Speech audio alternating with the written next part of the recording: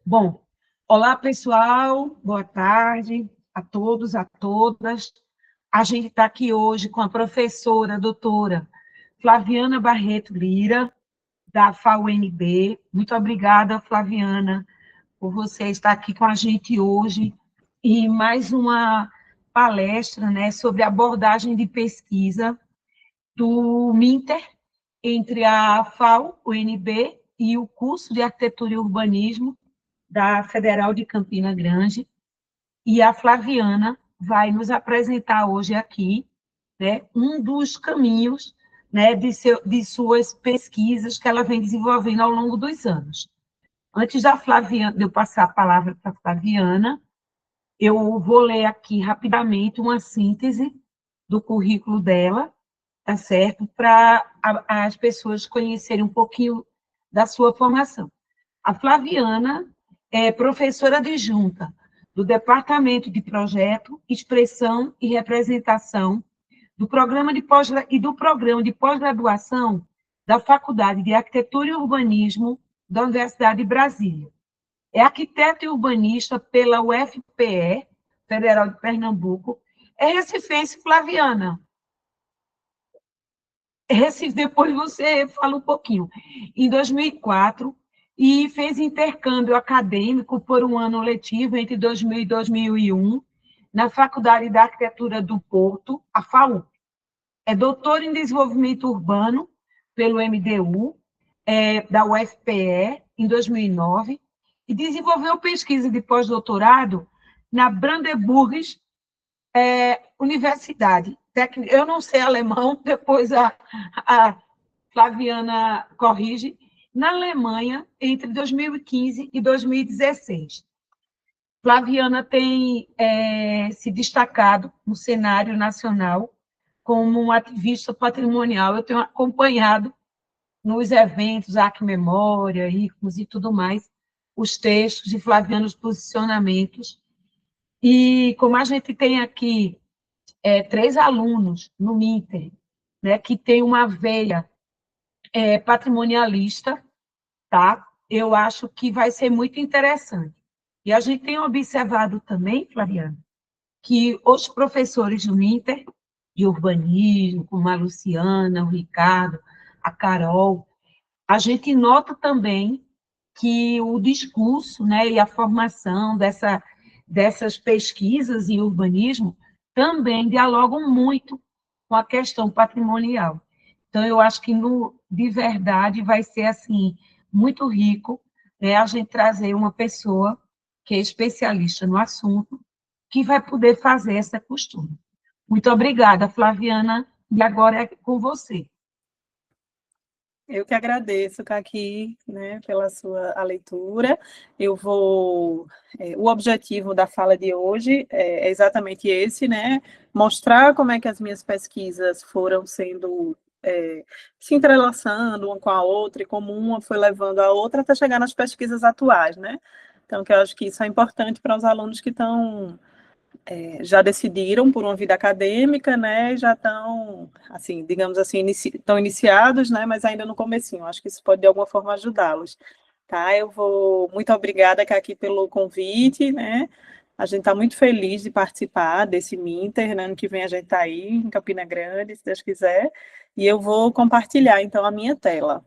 Deixa eu ver aqui qual é o melhor. Nunca sei se aqui é melhor a tela ou Janela a inteira. janela.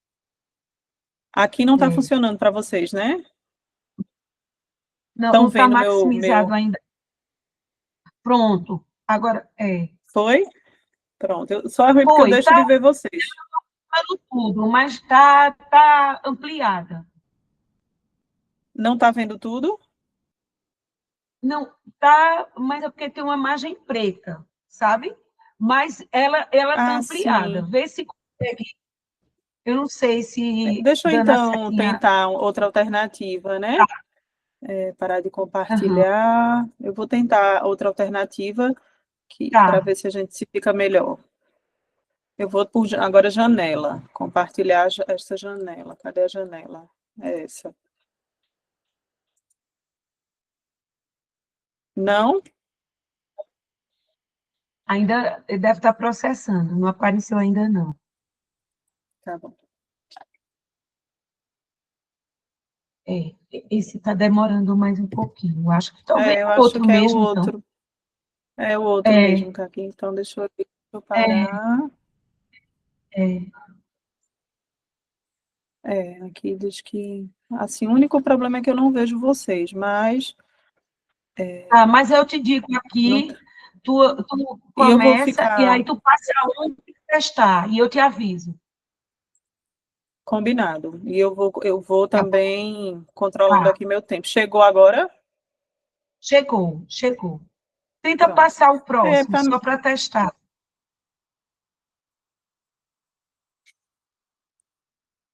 tá com É, a barra lateral preta, tá, né? tá passando, tá passando. Tá uma barrinha Pronto. lateral, mas eu Então, acho que é o tamanho do espelho. Tudo bem. Pronto, talvez seja perfeito. alguma configuração aqui. Deixa eu silenciar meu telefone e só ficar olhando aqui o tempo, para não ter perigo de eu me É, exceder no tempo. Gente, então, boa tarde tá bom. novamente, né? Muito obrigada pela presença de cada um de vocês. Caqui, muito obrigada. Caqui já me apresentou, eu sou Flaviana. Eu vou só falar mais algumas coisas que não constam da mini bio, bem, e que pode de alguma forma ajudar. Eu tô entendendo que essa aula, essa conversa de hoje é muito para a gente mostrar caminhos possíveis, né, na vida acadêmica e na nossa formação. Então, eu fiz a graduação em Recife, na UFPE, né, eu sou pernambucana, e aí fiz esse intercâmbio na Universidade do Porto, Faculdade de Arquitetura da Universidade do Porto, e foi naquele momento, que era na metade da minha graduação, quando eu entendi que a área que eu realmente tinha interesse era a área da preservação do patrimônio cultural, né? O campo da conservação do patrimônio, que é como a gente chama. E então meu TCC ele já foi voltado, já foi nessa área, né? Foi 2004 quando eu fiz meu TCC, 2003, 2004, e fazia 2 anos que o Estatuto da Cidade tinha sido aprovado. O Estatuto da Cidade ele regulamenta o direito urbano na Constituição, né? Regulamenta os artigos 215 e 216. Posso estar equivocada agora misturando com os da preservação, acho que eu estou. Mas, enfim, o Estatuto da Cidade é um texto constitucional, né? Ele regulamenta os chamados instrumentos urbanísticos e dá outras providências, né? Relacionado ao pensar e o legislar sobre as cidades.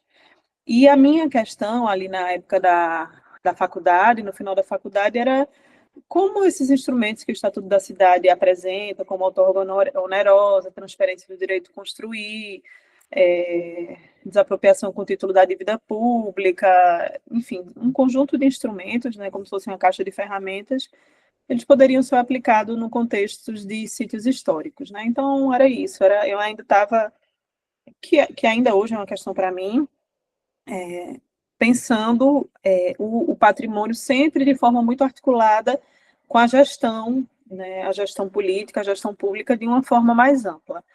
E aí, depois disso, eu já emendei para o mestrado, lá no MDU, né, que é o Programa de Pós-Graduação em Desenvolvimento Urbano da UFPE, e no mestrado eu queria discutir a noção de autenticidade do patrimônio, né?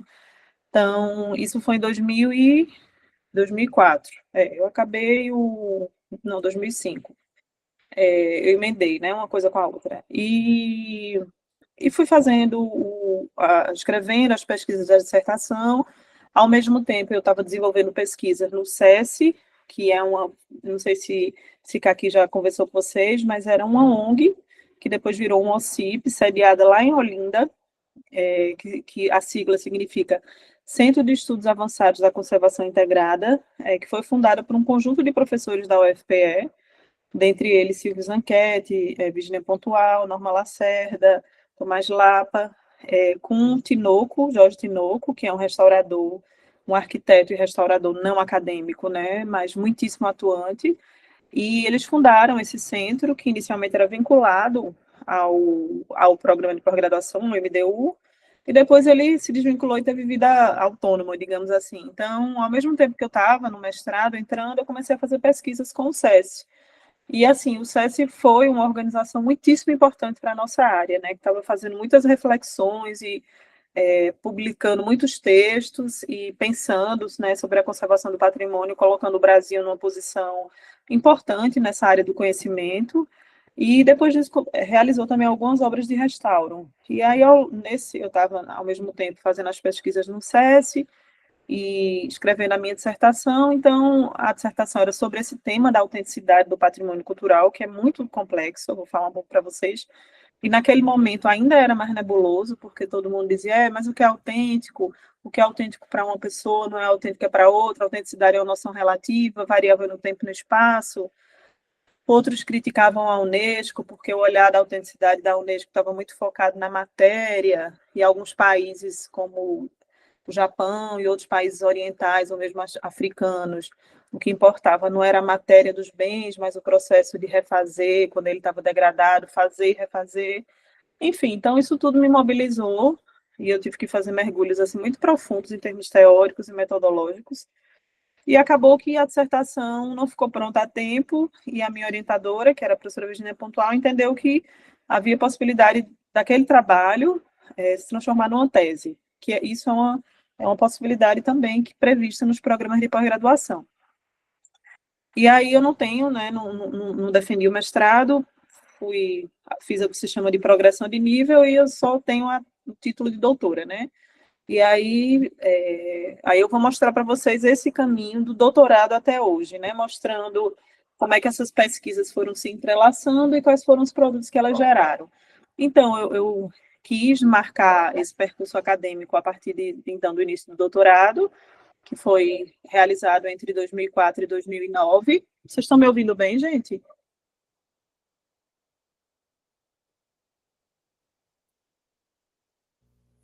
Então, né? Pronto. Sim, Qualquer Flaviana, dificuldade tudo de som, vocês me certinho. avisam. Tudo Tá certo, tudo né? Porque às certinho. vezes eu tô com a janela. Tá, Se tá, tiver ruído de fora, vocês me avisem, tá? Que eu tô com a janela aberta aqui, mas eu posso tá fechar, bem, tá? tá Então, perfeito. tá ótimo. Então, esse primeiro recorte que eu vou falar um pouquinho para vocês, não quero ser enfadonha, tá, gente? Ele aconteceu entre 2004 e 2009, quando eu fiz a pesquisa e defendi a minha tese, que tinha como título Patrimônio Cultural e Autenticidade, montagem de um sistema de indicadores para o monitoramento. E aí, em 2010, entre um e outro, né? Em 2010, eu passei no concurso do IFAM, como arquiteta do IFAM, foi um segundo concurso, depois de um período enorme, acho que de mais de 20 anos sem ter concursos públicos. Então, teve uma primeira leva e depois o segundo concurso foi esse que eu passei. E aí eu fiquei lotada aqui, isso foi o que me trouxe para Brasília, né, além de questões familiares, foi a aprovação desse concurso do IFAM, e eu fiquei aqui lotada na Superintendência do Distrito Federal, tratando de Brasília, uma cidade que eu conhecia muito pouco e ainda muito diferente por ser moderna, né, de tudo aquilo que eu vim estudando e pensando enquanto pesquisadora da UFPE e do SESC, né. Então, eu passei um ano no IFAM e logo depois, em 2011, eu passei no concurso para a UNB, onde eu estou, né, como professora agora já associada desde 2011. Então, e aí nesse tempo, entre uma coisa e outra, né, entre 2015 e 2016, portanto, já professora da UNB há 4 anos, eu fiz na verdade foi o segundo, mas assim, o primeiro foi um pós-doutorado que fugia um pouco da minha área, então ele não compõe, digamos assim, né, com as minhas temáticas atuais. Então, eu fiz esse pós-doutorado em Cottbus, que é uma cidade da antiga Alemanha Oriental, que tinha como título da natureza complexa dos bens culturais, a indissociabilidade entre autenticidade, integridade e significância cultural. Então, observem assim que enquanto na minha tese estava lidando só com a noção de autenticidade, no primeiro pós-doutorado eu entendi que não adiantava falar só de autenticidade sem falar também de integridade e de significância cultural. E aí, por fim, né, o que está ainda em andamento é o meu segundo pós-doutorado, que está sendo, eu acabo em março, né, do próximo ano, que tem como título A Via Histórico-Crítica do Restauro e a Significância Cultural, Afastamentos e Pontos Possíveis. Né? Eu estou desenvolvendo com a professora Beatriz Kiel, lá da UFAUSP. E aí eu vou falando brevemente de cada um deles. Né? Então, a tese, isso aqui é uma síntese gráfica, né, muito rápida, muito ligeira do que foi a tese.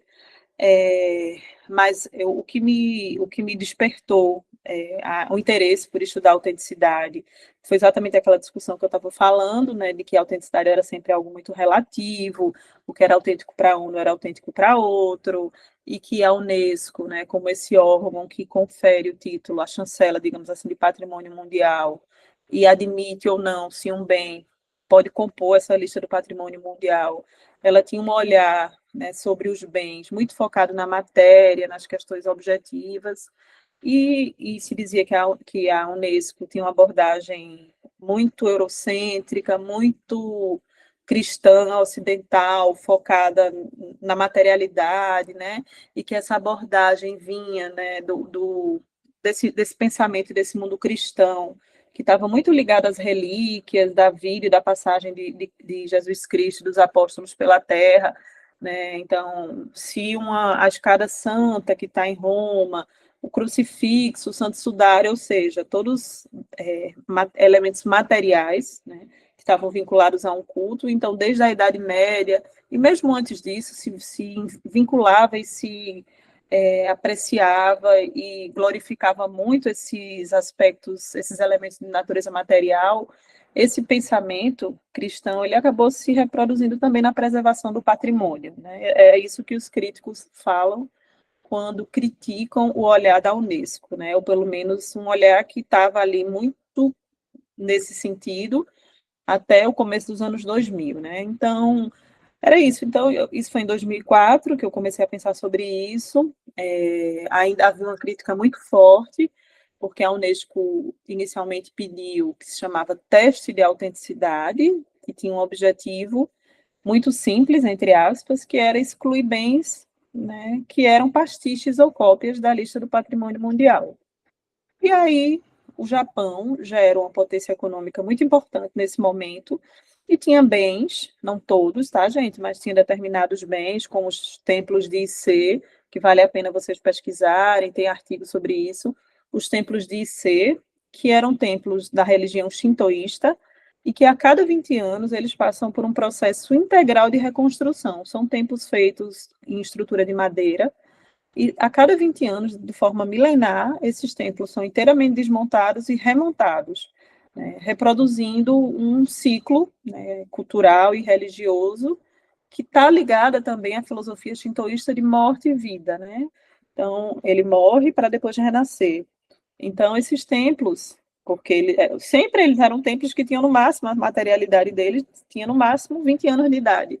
Então, a Unesco não conseguia reconhecer esses templos como monumentos ou como patrimônio mundial, porque dizia, ele não é autêntico, ele acabou de ser refeito. E aí se começa, muito motivado pelo Japão, com esse debate, tá, autêntico para quem? Para a gente, a autenticidade, a gente, no caso do Japão, não está na materialidade, que é renovada a cada 20 anos, mas no refazer cíclico, né, nas tradições que ensejam esse refazimento. E aí, assim, outros países africanos que também têm essa prática, principalmente porque as constituições são feitas com materiais perecíveis, também entraram, né, no bojo dessa discussão e se formou, né, uma resposta, né, e uma cobrança da Unesco para que ela revisse essa postura da autenticidade, né, esse chamado teste de autenticidade, porque ele era muito excludente de outras culturas que não, né, essa europeia, como eu falei, e cristã.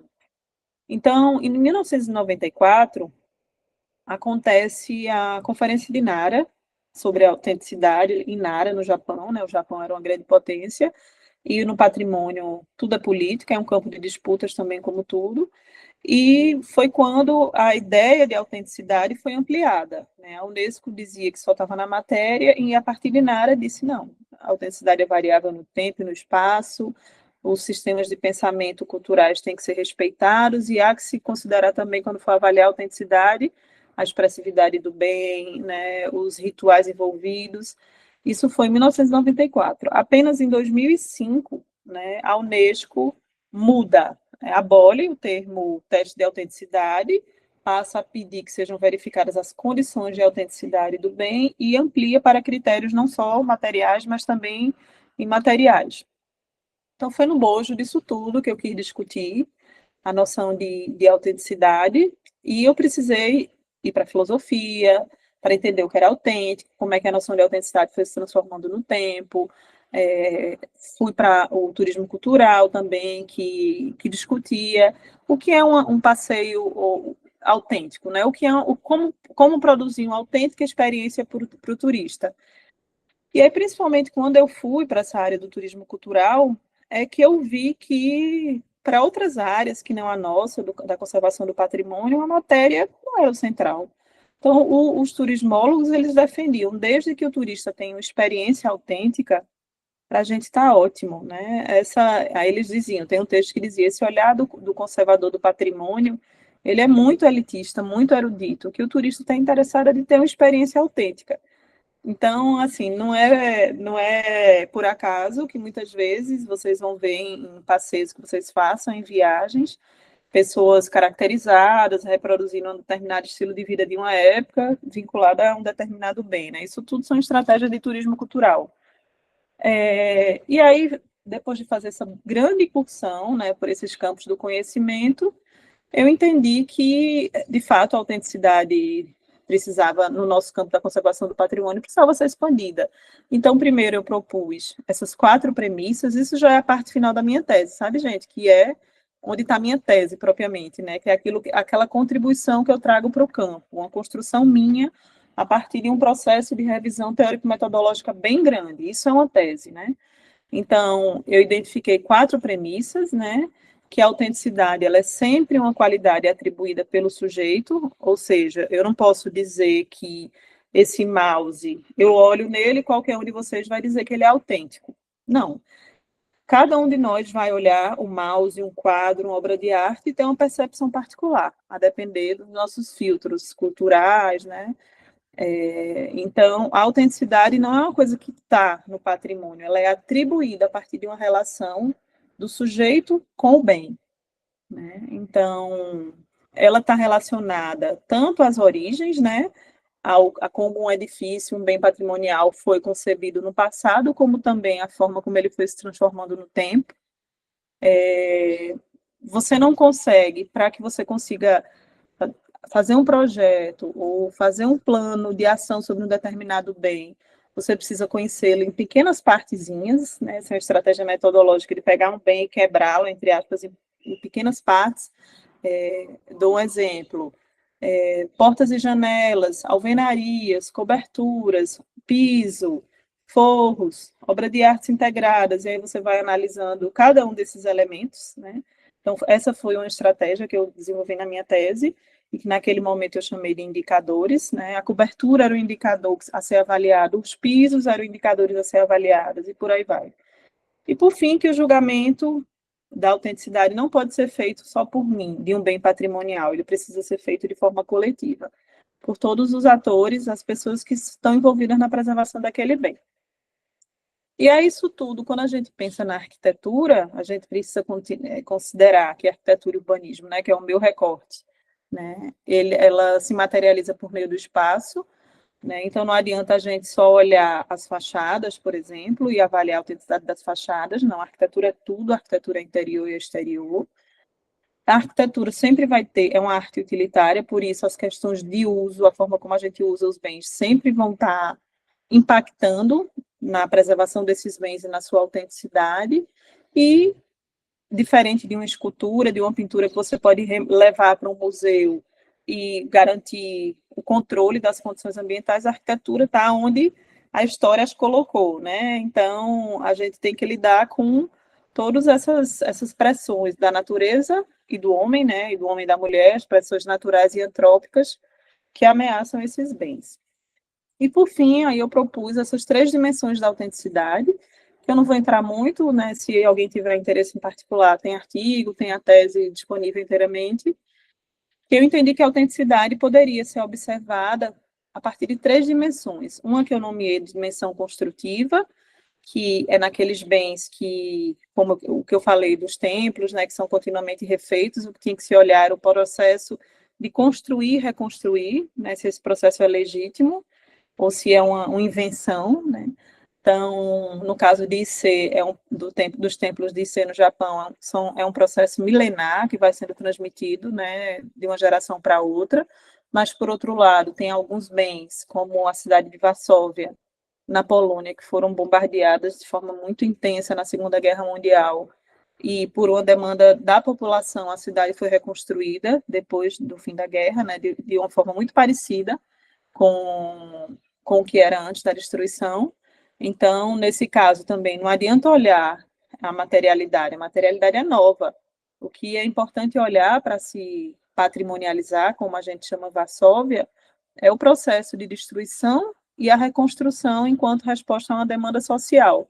E é interessante dizer isso, gente, porque Varsóvia ela é patrimônio mundial e quando você vai lá no site da Unesco entender a justificativa, ela é classificada como patrimônio mundial porque ela é uma obra do século XX, né, e não uma obra de vários séculos, né, que vem desde o medieval, muito antes disso. Não, ela é uma obra do século XX, motivada por uma destruição profunda, né. Depois disso, a dimensão objetiva, que é nos casos em que o processo acabou, igreja gótica, igreja de Aleijadinho, a gente não faz mais igrejas, pelo menos não deveria fazer, né? Igrejas góticas e igrejas barrocas. O processo acabou, então a gente tem que, quando for avaliar e tratar da autenticidade, tem que ser na matéria mesmo, né, na parte objetiva, e uma dimensão expressiva, né, que está muito pautada na forma como as pessoas se relacionam e usam aquele bem.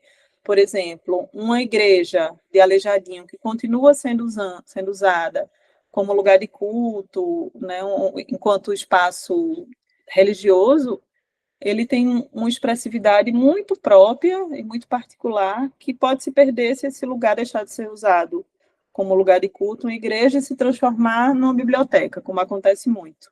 Às vezes, a transformação numa biblioteca é o que garante a preservação, mas o que se sabe, o que a gente entende é que se muda, né? Se transforma a forma do bem apresentar a sua autenticidade. Então, a tese tem outros desenvolvimentos, mas a tese partiu disso, e depois dessa construção teórica eu parti para estudar, avaliar a autenticidade de um conjunto lá em Recife, do Pátio de São Pedro. Aqui foi o livro da tese, mas assim, a tese está inteiramente disponível online já.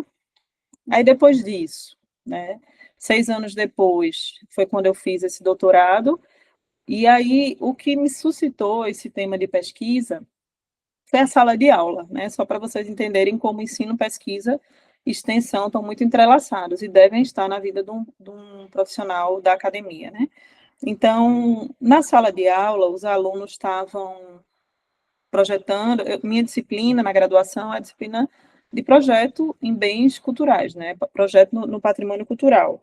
E aí os alunos perguntavam, professora, mas se eu derrubar essa porta aqui e substituir, eu vou estar interferindo na integridade do bem ou na autenticidade?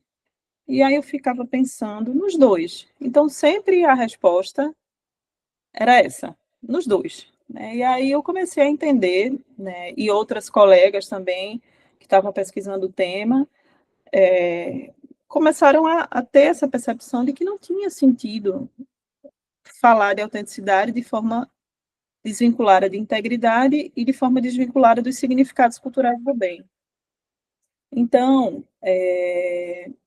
foi quando eu entendi que valia a pena fazer essa reflexão, né, diferente do que eu fiz na tese, buscar integrar todas aquelas discussões da tese com essas noções. E aí eu introduzo muito rapidamente, né, tanto a autenticidade como também a integridade, elas são noções que são requisitos centrais para que a Unesco confira ou não o título de patrimônio mundial a um bem.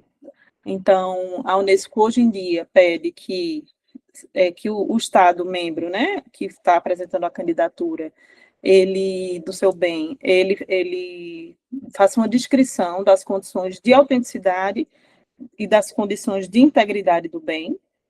Então, é uma noção que a gente, querendo ou não, a gente tem que lidar, né, tem que enfrentar, embora alguns não gostem, né?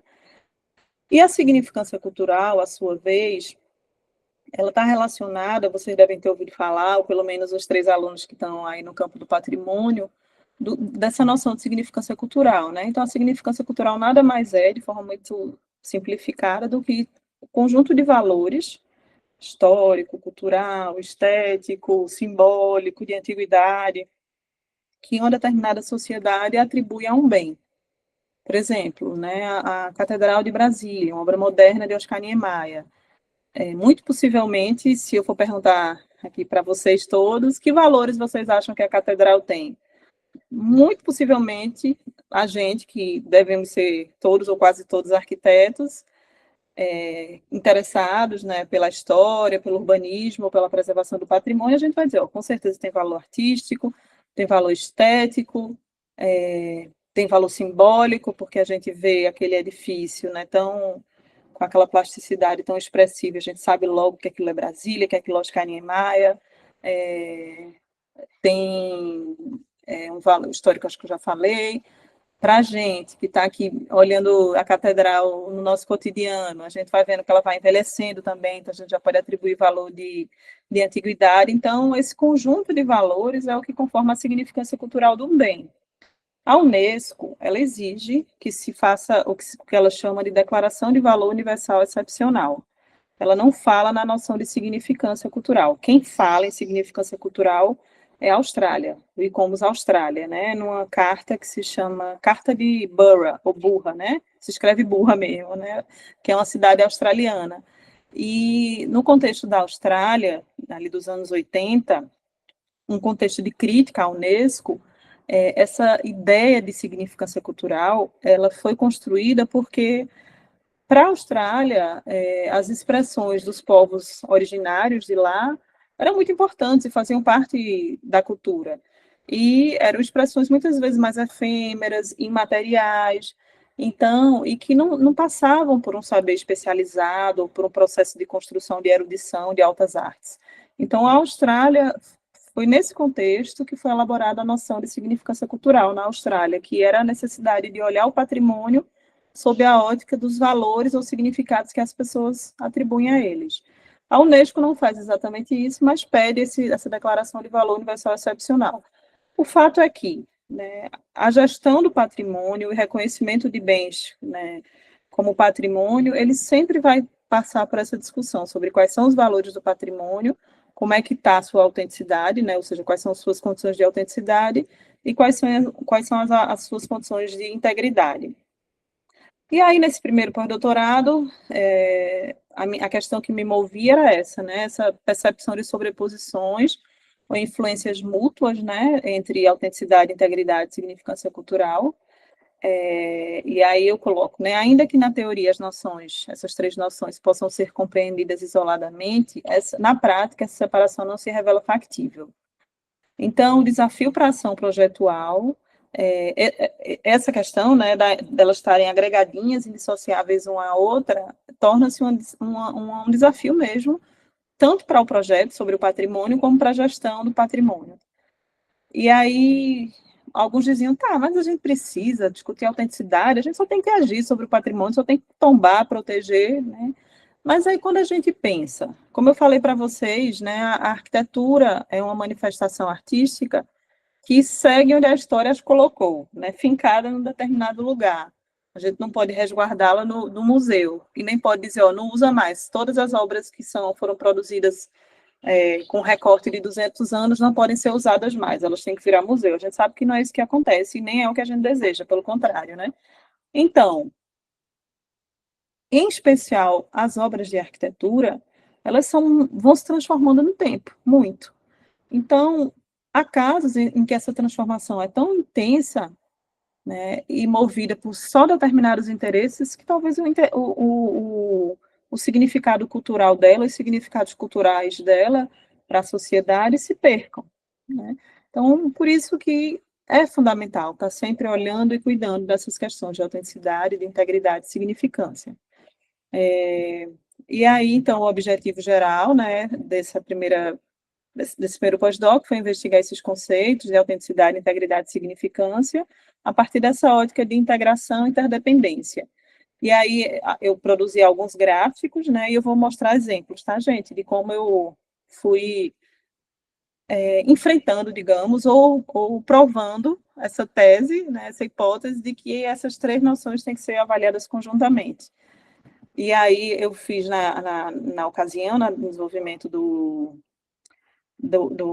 desse pós-doutorado, esse gráfico, né, de ampulheta, em que isso aparece no artigo que foi publicado em 2020, eu acho que foi 2021, na revista Óculo, em que eu vou mostrando como a primeira coisa que a gente tem a fazer quando a gente quer identificar um bem como patrimônio para tombá-lo ou não tombá-lo, quando a gente vai fazer um projeto de restauro, de intervenção sobre um bem, o primeiro passo é identificar os seus significados e valores para aquela comunidade. E aí, que é o que a gente chama de construção da significância cultural. Então, é um processo de consulta, de escuta, é um processo permeado pelo que a gente chama de intersubjetividade, né? Então, você vai ouvindo aquelas pessoas até você chegar num consenso. Ao mesmo tempo, a gente tem que ver quais são as condições de integridade desse bem. Por exemplo, a gente tem, hipoteticamente, uma igreja com 2 torres, né, sineiras. Por alguma razão, sei lá, um terremoto, uma dessas torres sineiras caiu. Né? E para os significados daquela comunidade é muito importante ter as 2 torres sineiras. Então, a comunidade demanda, pede que essa torre sineira seja reconstruída, porque ela entende que a integridade da torre está abalada, porque uma das torres caiu, da igreja está abalada, porque uma das torres caiu. Então, a depender da forma como se propuser a reconstrução dessa torre, a gente pode incorrer no chamado falso histórico e criar uma coisa inautêntica. Então, é esse o encadeamento, né? Sempre que a gente tenta, todo projeto de restauro, ou mesmo de ações de conservação humana cotidiana, eles vão tentar, de alguma forma, garantir a integridade do bem, ou garantir aquela que tem, ou restituir a integridade que for perdida. A forma como a gente vai fazer isso, por meio do nosso projeto, ele pode afetar enormemente a autenticidade. Eu vou mostrar para vocês alguns casos. Então, essa parte de cima, né, da ampulheta é isso. Primeiro você constrói com todos os atores sociais, especialistas ou não, levanta os significados. Né, com os especialistas você discute as condições de integridade e de autenticidade. Depois disso, o que eu propunha, né, nesse pós-doutorado era a construção de um texto, né, de um documento corrido, e também a graficação disso em plantas, cortes, fachadas isométricas, da chamada Declaração de Significância Cultural, Integridade e Autenticidade do Bem, DSA. Essa foi uma construção mesmo do meu pós-doutorado, né? Então, era não ter mais uma declaração, né, uma declaração das condições de integridade, uma declaração das condições de autenticidade, uma declaração dos valores, mais um documento único em que isso tudo tivesse entrelaçado. E aí, como eu estava na Alemanha, eu tomei como objeto de estudo para as reflexões o Muro de Berlim, né, que é esse complexo de fortificação que tinha mais de 150 quilômetros de extensão e dividia a cidade na Berlim Oriental e Ocidental. O Muro de Berlim não era só um muro, como vocês vão ver, mas era todo um sistema de fortificação bem de largura bastante significativa. Vou mostrar para vocês algumas imagens. E aí, obviamente, em 89, o muro cai simbolicamente, né? A Alemanha, em 90, começa o processo de reintegração da Alemanha dividida, e a cidade tinha esse trambolho, digamos assim, que era esse patrimônio que muitos queriam destruir, apagar, porque ele tinham significados muito ruins, muito negativos, e outros já viam a importância de manter fragmentos ou manter essa memória, né, materializada no muro, como forma de que essa história não se repetisse, né? Aquela coisa desses monumentos trágicos, né, que estão vinculados a um sofrimento. Há várias pesquisas sobre isso. Tem alguns autores que chamam esses lugares de paisagens do trauma, né, que é o trauma escape, outros que chamam de arquitetura das sombras, enfim, todos esses bens que estão vinculados a esses momentos, né, de supressão de democracia, de ataques à condição humana e aos direitos humanos, eles ensejam, ainda que muitas vezes precisem existir para serem lembrados, para que aquilo não se repita, eles geram esse sentimento ambíguo, né? Então, o Muro de Berlim não foi diferente. Aí, na minha pesquisa, o estudo de caso foi propriamente o Muro de Berlim, como eu falei, e eu escolhi 3 trechos para... deixa eu só ver a hora. Eu escolhi 3 trechos para poder discutir como autenticidade, como significados integridade e autenticidade se relacionavam. Então, o primeiro trecho que eu escolhi foi essa da chamada guarita de Checkpoint Charlie, que era uma guarita, haviam várias guaritas, né? Essa era a guarita C, né? E que essas guaritas eram os pontos que se fazia a travessia da Berlim Ocidental para a Berlim Oriental e vice-versa, né? E aí você passava pela guarita, tinha a vistoria e depois atravessava o muro. E aí, nesse caso específico, né, desse ponto do muro de Checkpoint Charlie, ele estava, depois que a Alemanha foi reunificada e Berlim foi reunificada, foi construído, não sei se vocês veem o meu cursor, mas aqui no nosso lado direito, tem aqui, né, esse Mauermuseum, né, um museu do muro, que é um museu privado, não é um museu público, construído por uma pessoa muito excêntrica, um cara que tinha recursos e que foi juntando vários objetos referentes à história da Alemanha, né, principalmente essa história da Guerra Fria.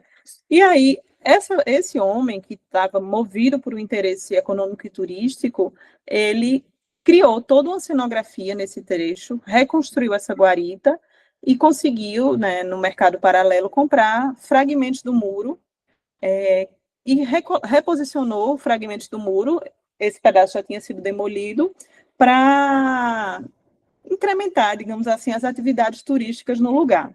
Né? Então, esse aqui é o complexo. Hoje, ficava, nessa época que eu tirei essas imagens, um soldado, né, com a bandeira dos Estados Unidos, porque Berlim foi dividida, né, entre o governo dos Estados Unidos, o governo da França e da Inglaterra.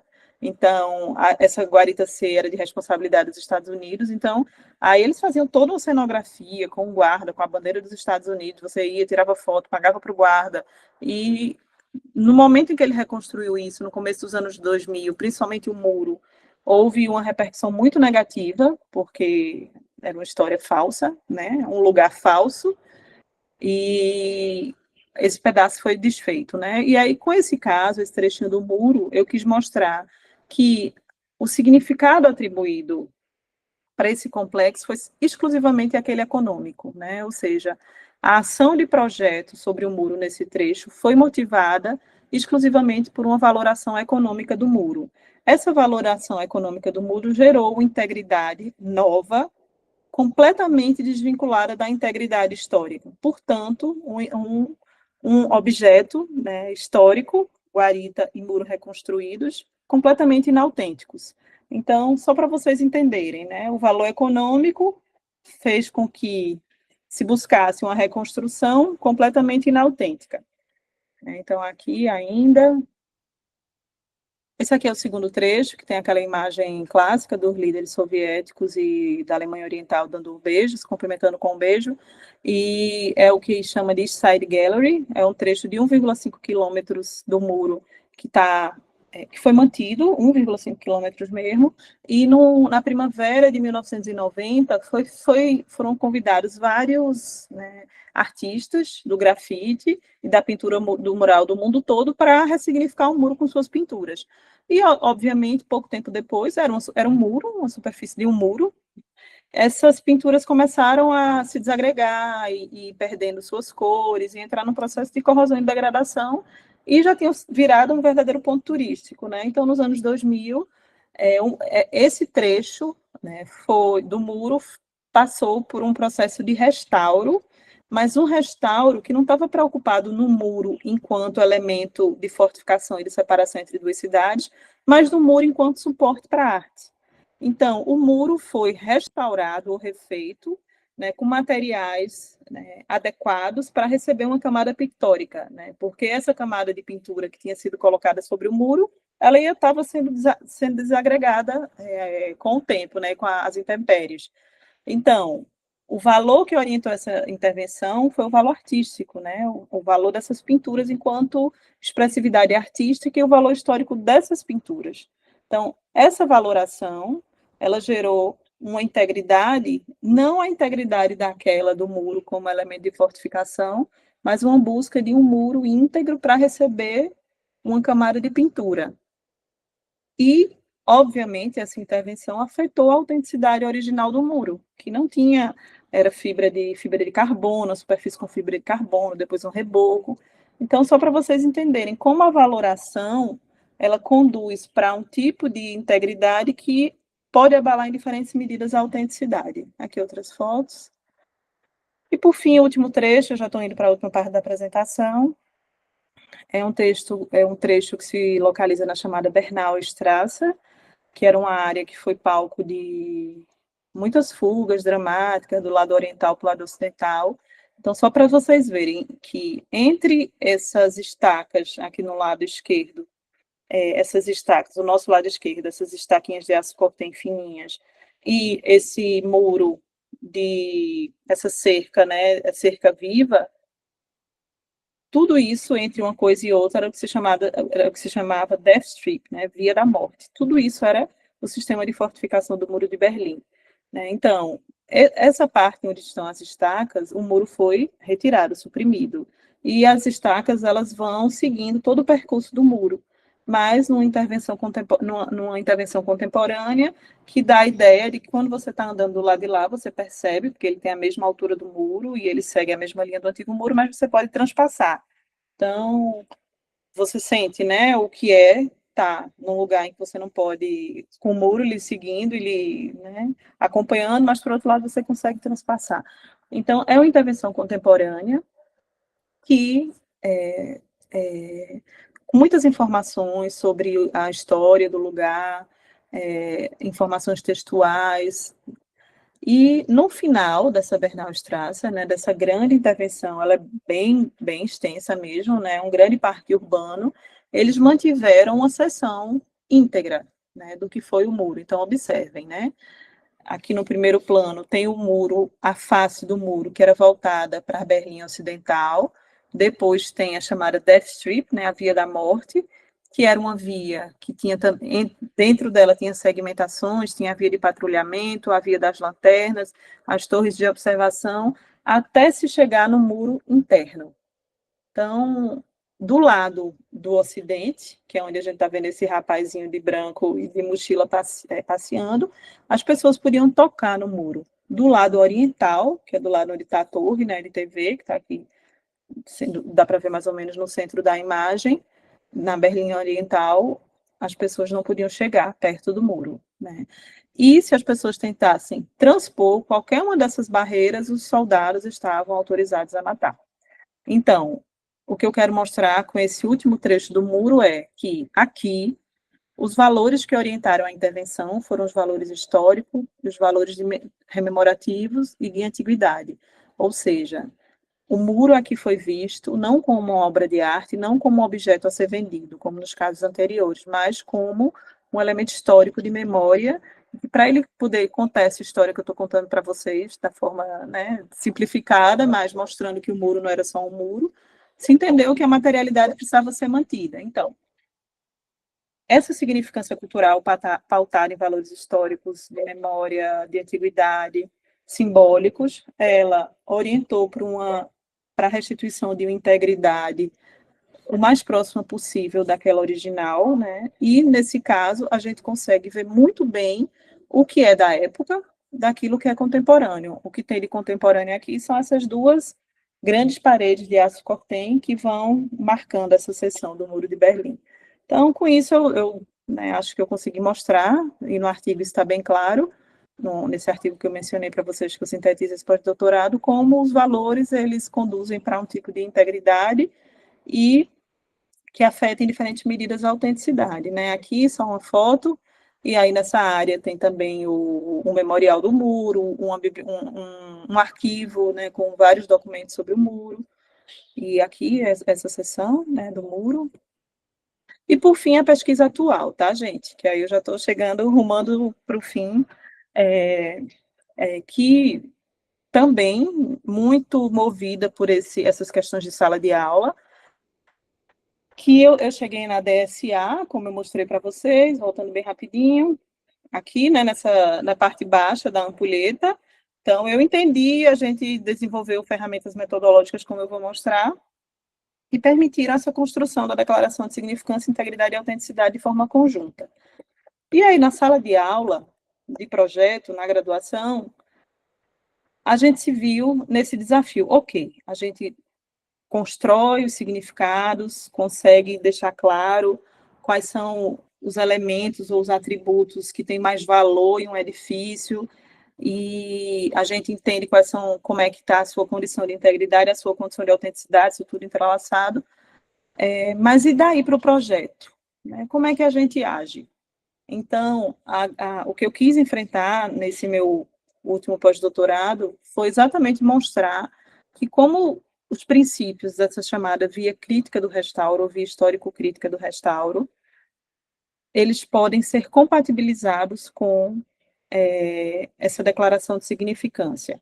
E aí o que é importante entender? Essa abordagem da significância, da participação da comunidade no processo de valoração, é uma abordagem que tem uma matriz anglófona, dos países principalmente de língua inglesa, né, como Austrália, Canadá, Estados Unidos, e a via crítica do restauro, que é uma que eu não sei se talvez vocês ainda não tenham entrado sobre isso, mas quando a gente for presencial no próximo ano para ir, a gente vai tratar com vocês.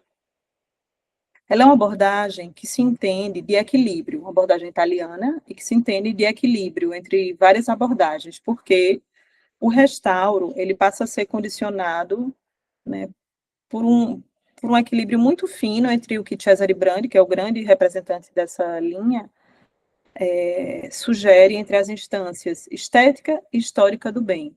Ou seja, você nunca pode restituir a torre da igreja perdida sem entender se, no contexto histórico, é importante que aquela restituição seja feita. Então, algumas correntes, elas vão muito mais para o estético, não, tem que refazer e refazer sem que ninguém perceba que é uma coisa nova.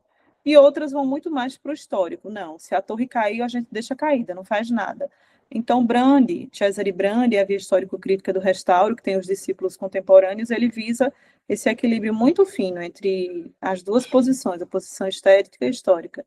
Então, foi isso que eu quis fazer, né, confrontar esses dois mundos, o mundo anglófono e o mundo italiano, né, para mostrar que eles podem dialogar. E aí a escolha da minha supervisora, a professora Beatriz Kiel, que é uma das maiores pensadoras da contemporaneidade, não, do Brasil a maior, sem dúvida, no campo da conservação, mas no mundo das maiores. A escolha dela, além disso, dela ser uma profissional de mão cheia, uma pesquisadora de mão cheia, uma pessoa maravilhosa, generosa, ela ainda tinha, né, muita resistência a essas abordagens do mundo anglófono, né, anglo-saxão. Então, ela é muito fincada no contexto, no mundo italiano. Então, para mim, era um desafio fazer com que ela visse que ouvir as pessoas, envolver a comunidade, podia ser feito de forma séria e comprometida, e que isso poderia ser compatível com intervenções baseadas no princípio crítico, né? Então, vou tentar ser rápido, gente, porque eu não estou vendo vocês, não sei se está muito chato, mas, assim, o que é que se parte, né? O que é que a gente parte do princípio, né? De que quando a um bem são atribuídos muitos valores, quando ele tem uma significância cultural muito alta, né, a gente tem que fazer o mínimo possível. A intervenção tem que ser a mais conservativa e menor possível, certo? Quando um atributo ou um bem, né, tem um significado cultural muito baixo, a gente pode fazer intervenções mais impactantes, né? Então, essa é a primeira, né? Alguém está querendo falar? Parece que alguém abriu o microfone. Se quiser, Não, fique... Flaviana, não fui eu que eu ia te dizer, você comentou aí, eu falei, não, eu ia dizer, tá tudo bem, mas aí eu continuei. Beleza, Ah, pronto. tranquilo, Tá ótimo. Já tá. estou arrumando mais para o fim, tá? Então, Não, mas fica tranquila. tá bom. Então, o que eu parto do pressuposto nessa outra pesquisa é que o nível de significância cultural ela vai influir diretamente na forma como se vai conduzir a ação de conservação, né? Que vai ser sempre balizada pelos princípios da via crítica. E aí, assim, né, desde do pós-doutorado anterior da Alemanha, Alois Hegel é uma referência central, ele está traduzido para o português, tá, gente? Não é uma leitura difícil, é uma leitura que para os 3 alunos da conservação eu recomendo muitíssimo. E Alois Hegel foi um crítico da arte, trabalhava em museus da Áustria do começo do século XX, em 1913, ele escreveu um livro em que, pela primeira vez, ele vinculou a preservação do patrimônio à identificação dos valores, né? Então, ele dizia que determinados bens, eles tinham nascido para rememorar alguma coisa, como um Arco do Triunfo, um obelisco, um busto, mas outros bens, como uma igreja, uma casinha simples, não tinham nascido para ser patrimônio e tinham se tornado, com o tempo, significantes, porque a comunidade tinha atribuído valor. Então, uma coisa que para a gente parece óbvia hoje, foi criada, né, foi entendida, foi lida por Alois Hegel no começo do século XX.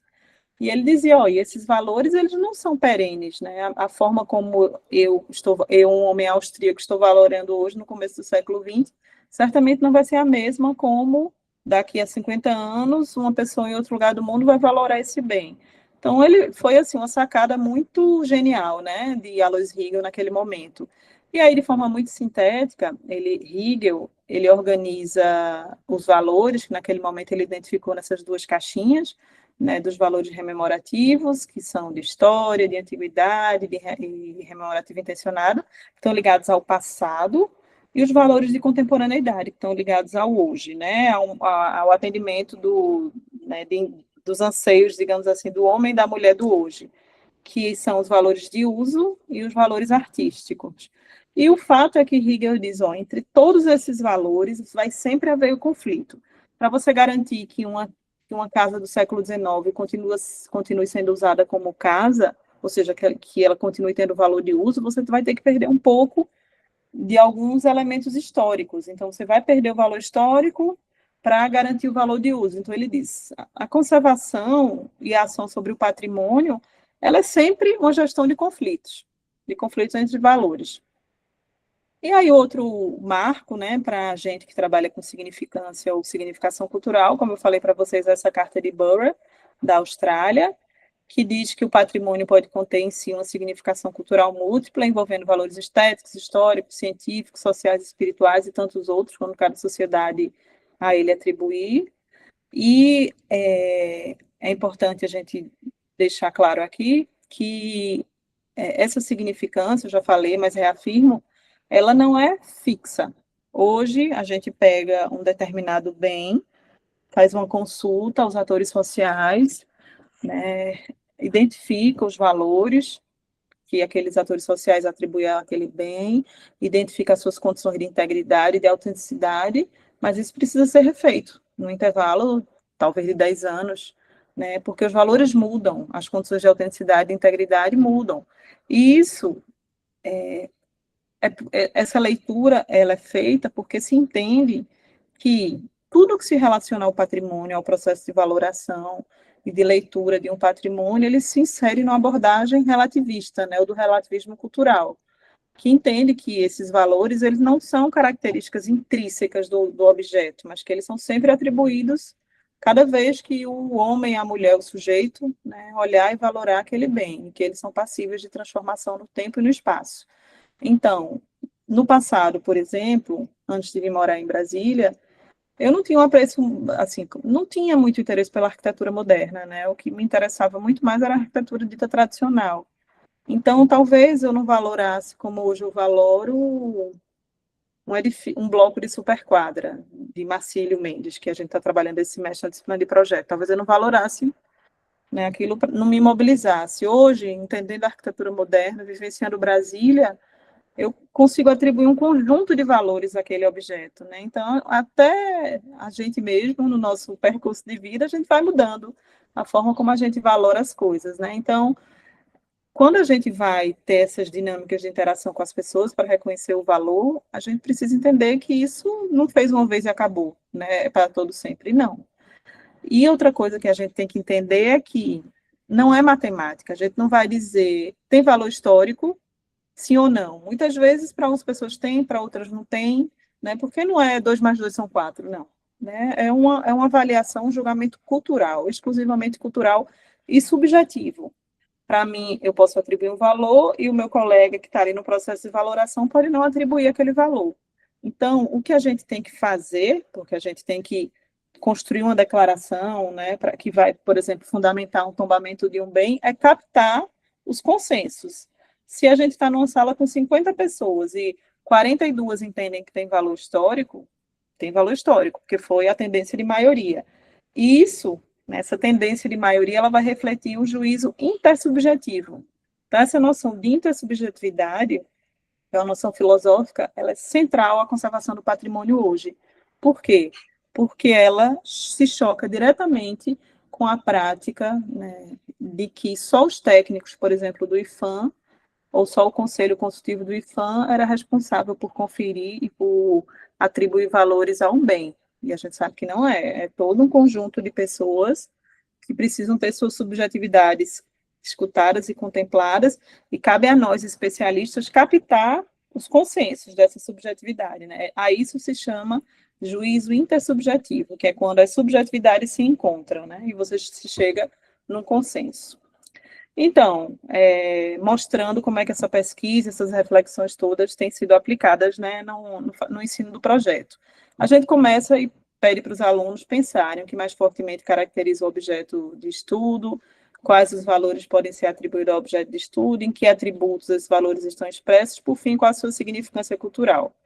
E esse é o lado da significância. Por outro lado, a gente está dando aula mostrando quem é Brandi, o que é a Carta de Veneza, como é que a via histórico-crítica do restauro ela foi construída e que ela se pauta sempre nesse equilíbrio fino entre a dimensão estética e a dimensão histórica, né? Que quando você vai reconstruir, por exemplo, alguma coisa que ruiu, você precisa ter cuidado, porque você melhora, né, a condição estética, mas você corre o risco do falso histórico. Enfim, a gente está ali mostrando para eles isso.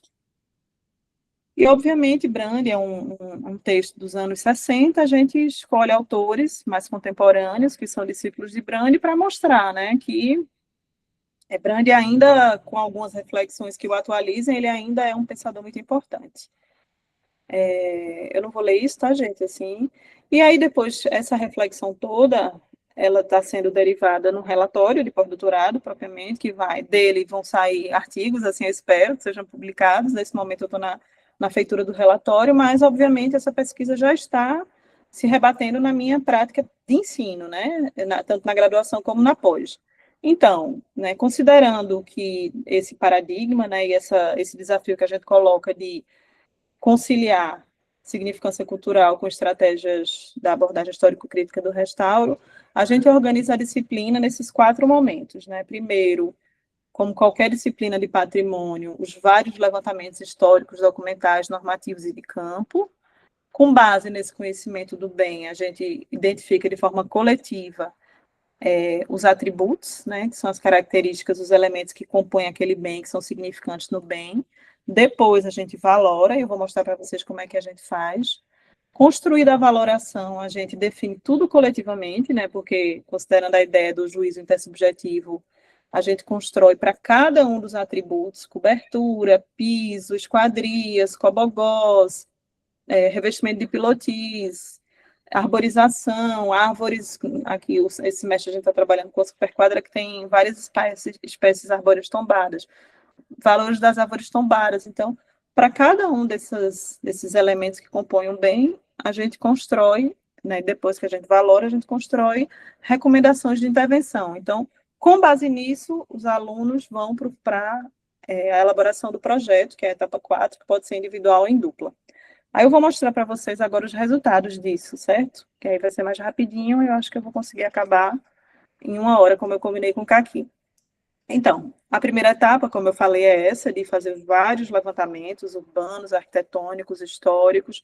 O exemplo que eu vou trazer aqui hoje é o exemplo de um semestre que a gente trabalhou com blocos de Lelé, né, do arquiteto João Figueiras Lima, Lelé, que são blocos residenciais localizados no campus da UNB, no campus da Darcy Ribeiro. São esses apartamentozinhos de 3 andares, pilotis mais 3, voltados para os servidores da UNB, tanto docentes como técnicos, né, alojamento funcional. Então, os alunos começaram fazendo levantamento histórico, depois vários levantamentos de campo, né, os perfis urbanos, levantamentos de vegetação, levantamentos de mobiliário, iluminação, zonas de segurança, condicionantes naturais, patologias e danos dos edifícios, né? Então, cada semestre eles acham formas específicas de mapear os danos.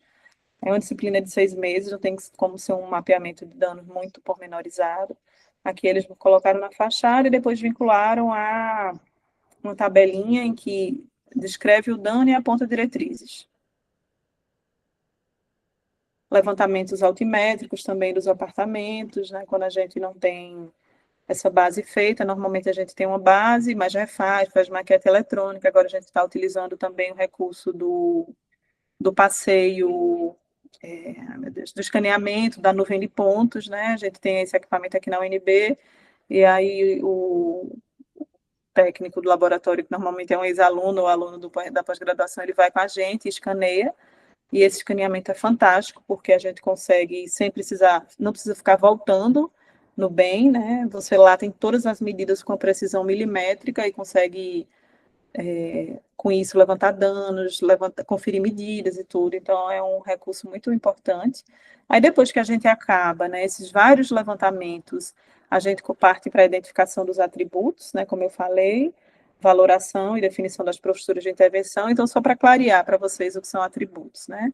Então, por exemplo, aqui a gente tem uma tabela desse semestre em que os atributos são caráter bucólico da colina, conjunto de edifícios públicos imobiliário, Praça Jaime Golubov, até vai do espaço público até chegar no apartamento. Então, o layout e a divisória do apartamento, as portas, os cobogós.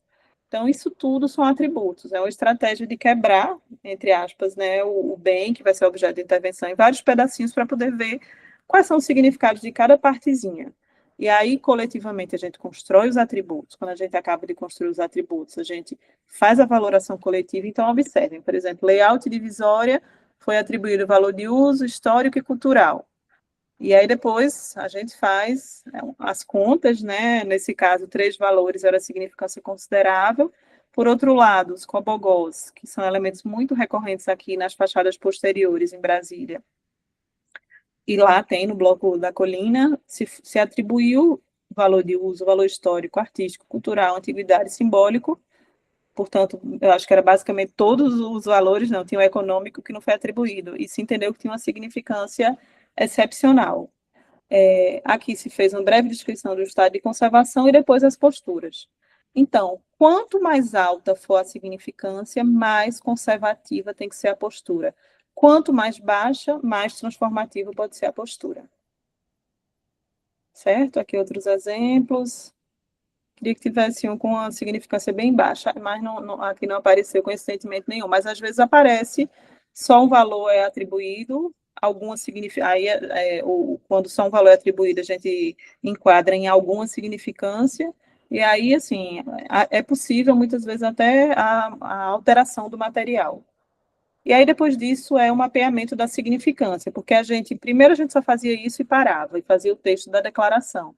Mas a gente entendeu que se a gente graficasse com cores, quanto mais vermelho, mais alta a significância, quanto mais clarinho, vermelho, menor, isso saltava aos olhos de forma mais fácil.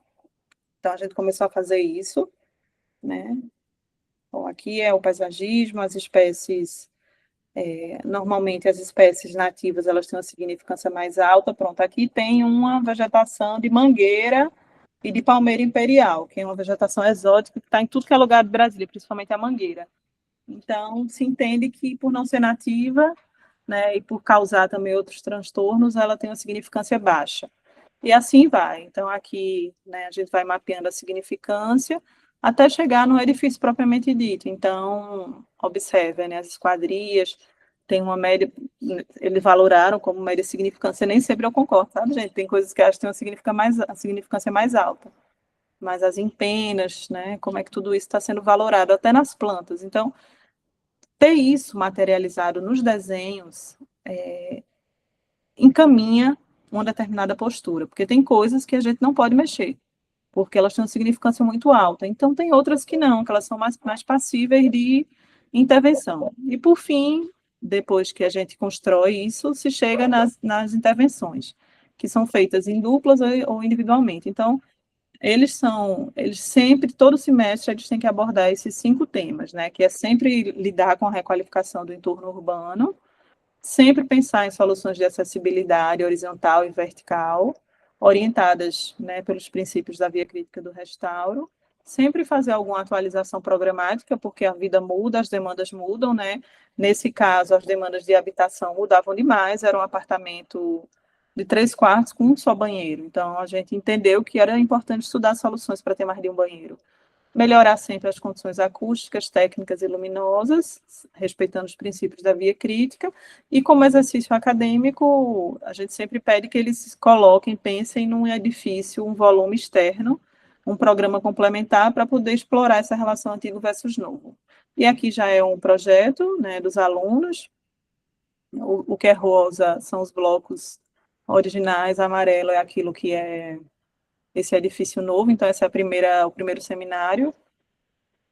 Aqui já entra no segundo seminário final, que já são eles pensando, e a gente diz, fiquem tranquilos que intervenção no patrimônio ela é pequenininha, vocês não precisam fazer grandes intervenções, né, nada disso, é cuidadoso, pequeno, é muito diferente do que vocês fazem nos outros semestres aqui. Então, observem que vai no pequenininho, né, pensando em alternativas para se criar mais de um banheiro. Então, aqui o 7, 8, 10 e 12, nesse caso, ó, eram 2 banheiros, na verdade, nessa tipologia, e eles conseguiram criar 4 banheiros, né? Um escritório, integrar a cozinha com sala. Então, tudo que a gente entendeu que era passível de fazer frente à valoração foi feito.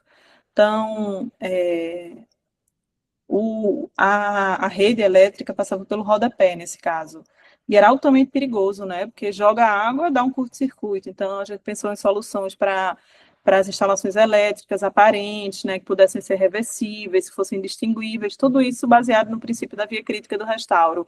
Lelé detalhava muito, em todos esses armários eram originais, mas precisavam de pequenos reparos, como lixar, trocar puxador, trocar ferragem. Então, isso tudo foi feito.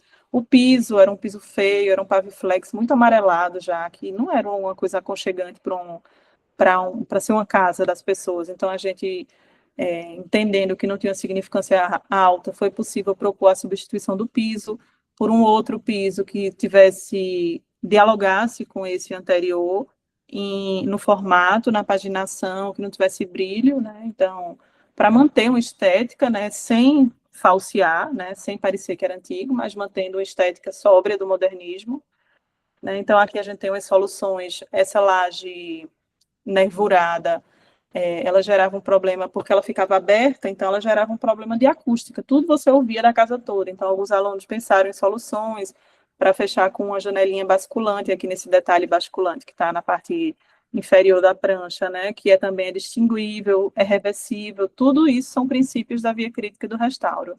São soluções de elétrica, dos armários, né, o piso. Então, observem que são coisas simples, né? E nesse caso, a gente tinha 2 tipos de apartamento, um que estava muito, muito íntegro, tudo do jeitinho que o Lelé tinha planejado, e outro que a UNB tinha feito intervenção terra arrasada. Esse aqui foi o da terra arrasada, né? Então, observem que o armário, o Lelé tinha projetado um armário enorme também para a sala, que estava no apartamento mais íntegro, e nesse já não estava mais, mas os alunos propuseram um armário com aquele mesmo caráter, né, que era para separar a área social da área do que se chamava área íntima, né, cozinha e tal. Eles propuseram, mas com a linguagem contemporânea, né. Aqui a cozinha já refeita, essa cozinha que era do terra arrasada, tentando preservar uma lógica, né, do detalhe de Lelé, mas sem recriar. O banheiro também tinha os originais que ainda estavam, os poucos originais preservados, a gente manteve. Aqueles que tinham sido já objetos, já tinham arrancado a banheira, os alunos fizeram esse jogo interessante, né? A área da banheira, ela gira e vira a área do boxe, tem essa marcação contemporânea, mas mantém esse forro, né, que é um forro, é como se fosse uma plaquinha metálica, que você vê um pouco das instalações. Aqui outra a solução do basculante, até chegar, né, no último slide, que são especificações de materiais contemporâneos, portanto distinguíveis, mas que se adequaria ao orçamento da UNB, porque esse semestre a gente fez um projeto atendendo a demanda da UNB. É isso, gente, aqui as referências, e muito obrigada. Obrigada, Flaviana. Excelente.